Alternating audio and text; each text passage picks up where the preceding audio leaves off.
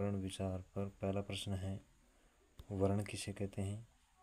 किसी भाषा की लघुतम व्यंजनों को, किसी भाषा की लघुतम स्वरों को, किसी भाषा की लघुतम सार्थक ध्वनियों को, किसी भाषा के अलघुतम सार्थक अक्षरों को। तो दोस्तों, किसी भाषा की लघुतम सार्थक ध्वनियों को वर्ण कहते हैं। प्रश्न नंबर 2, वर्ण के कितने प्रकार है? वर्ण के कितने प्रकार है? 1, 2, 3, 4। तो दोस्तों, वर्ण के 2 प्रकार होते हैं। पहला होता है स्वर और दूसरा व्यंजन। वर्ण के कितने प्रकार है? 2, स्वर और व्यंजन। प्रश्न नंबर 3, संयुक्त वर्णों को छोड़कर हिंदी में मूल वर्णों की संख्या कितनी है? संयुक्त वर्ण। संयुक्त वर्ण कौन से? संयुक्त वर्ण है कष, श, त्र, गे और स्र। इन 4 वर्णों के अलावा मूल वर्णों की जो संख्या वो कितनी है? 44 है। वर्णमाला में मात्रा का अर्थ है।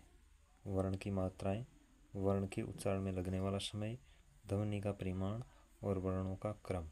तो दोस्तों, वर्णमाला में मात्रा का अर्थ वर्ण के उच्चारण में लगने वाला समय होता है। प्रश्न नंबर 5, उच्चारण के कालमान को क्या कहा जाता है? कालमान का मतलब है समय। उच्चारण में लगने वाले जो समय होता है उसको क्या कहा जाता है? ऑप्शन नंबर 1 संधि, ऑप्शन नंबर 2 समास, ऑप्शन नंबर 3 व्यंजन और ऑप्शन नंबर 4 मात्रा। तो उच्चारण के कालमान को मात्रा कहा जाता है, यानी कि उच्चारण में जो लगने वाला समय है उसको क्या कहते हैं? मात्रा कहते हैं दोस्तों। प्रश्न नंबर 6, जिस स्वर के उच्चारण में 2 मात्राएं लगती है उसे क्या कहते हैं? जिस स्वर में 2 मात्राएं लगती है उसको क्या कहते हैं? उसको कहते हैं मूल स्वर, संयुक्त स्वर, गुरु स्वर और लघु स्वर। तो दोस्तों, जिसमें 2 मात्राएं लगती है उसको गुरु स्वर कहते हैं और 1 मात्रा लगती है उसको कौन सा कहते हैं? उसको लघु स्वर कहते हैं।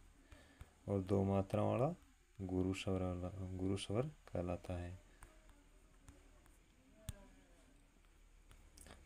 भाषा की लघुतम इकाई। भाषा की लघुतम यानी छोटी से छोटी इकाई कौन सी है? शब्द, ध्वनि, अक्षर और वाक्य। तो दोस्तों, भाषा की लघुतम इकाई ध्वनि होती है। कौन सी होती है? ध्वनि होती है। भाषा की सार्थक लघुतम इकाई, सार्थक लघुतम इकाई कौन सी होती है? वो दोस्तों शब्द होती है। ध्वनि, अक्षर, वाक्य तो कौन सी होती है? शब्द होती है। सार्थक लघुतम इकाई कौन सी होती है? शब्द होती है। प्रश्न नंबर 9, किस क्रमांक वाली ध्वनि अक्षर ध्वनि है? तो अक्षर ध्वनि इसमें स, ई, च, तो दोस्तों इसमें ध्वनि अक्षर ध्वनि पूछ रहा है तो ई होगी। ई अक्षर ध्वनि है, ई। जबकि ये व्यंजन है स और ए मिलकर बना है तो ये केवल अक्षर ध्वनि नहीं है। च और ए मिलकर बना है तो ये भी अक्षर ध्वनि नहीं है। त और ओ मिलकर बना है तो ये भी अक्षर ध्वनि नहीं है। तो अक्षर ध्वनि होगी ऑप्शन नंबर 2 ई। देवनागरी लिपि में स्वरों की संख्या कितनी है? 10, 11, 12, 13।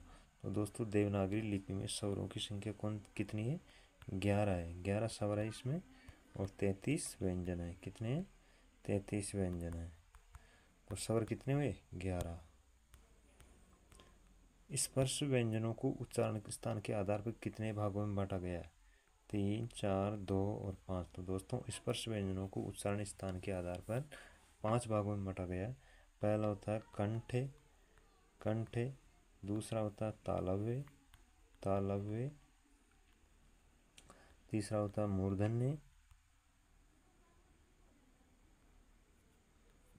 चौथा होता है दंते और पांचवा होता है औष्टे। इस प्रकार स्पर्श व्यंजनों को 5 भागों में बांटा गया है। प्रश्न नंबर 12, किस क्रम में तालव्य व्यंजन नहीं है? तो इसमें है च, छ, ड और ये। तो दोस्तों, ड किस प्रकार का वर्ण है? तो ड है मूर्धन्य। ड कैसा है? मूर्धन्य। बाकी सभी वर्ण कैसे हैं? तालव्य। बाकी सभी वर्ण कैसे हैं? तालव्य हैं। ये कैसा है? तालव्य है। च और छ तालव्य है और ये भी तालव्य है, तो ऑप्शन नंबर 3 सही होगा। प और फ का उच्चारण स्थान क्या है? कंठे, कंठे से क वर्ग होता है, तालव्य से च वर्ग होता है, दंते से त वर्ग होता है और ओष्ठे से प वर्ग होता है, तो इसमें कौन सा होगा? ओष्ठे। प और फ का उच्चारण स्थान ओष्ठे होता है। प्रश्न नंबर 14, निम्नलिखित ध्वनियों से बताइए कि कौन सा वर्ण ओष्ठे नहीं है, यानी इनमें से ओष्ठे वर्ण कौन सा नहीं है? मैं, प, फ और च। तो दोस्तों च वर्ण कैसा है?